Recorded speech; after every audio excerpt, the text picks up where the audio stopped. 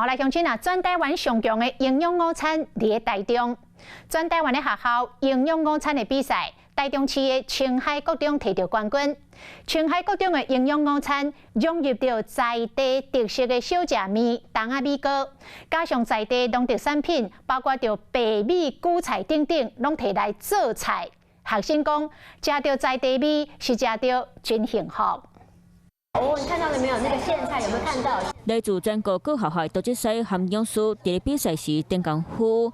台中市青海国中的营养午餐，因为佫有名的冬仔米糕，特别受到评审的喜喜。它锅子里面已经那个米糕在煮了，里面是五谷米做的哦。敢若这项关起冬仔米糕，就互人看甲嘴软杂杂甜。其他亲像如意菜丝、白莲子沙拉、鲜菇苋菜、吉头鱼丸仔汤、食文拍，佮有果子点心、葡萄龟苓、那酱葱鱼、毛豆塔在地特色，欢迎摕到2024台湾学校营养午餐的比赛冠军。有想过说营养午餐会吃到米糕货吗？没有，外面基本上有的都很柴，这个不会，这个湿湿润润的。伫咧灶脚内底，投资赛当饼细伫咧替学生制作幸福餐点。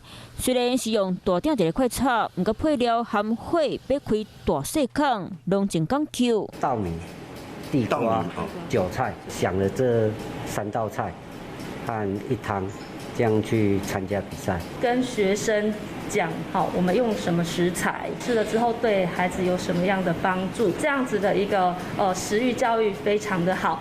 唔敢学生和老师嘛真期待，逐天营养午餐。投资赛每一日佫会和营养师讨论菜色，要学生唔来当食到好滋味，佫当食甲身体健康。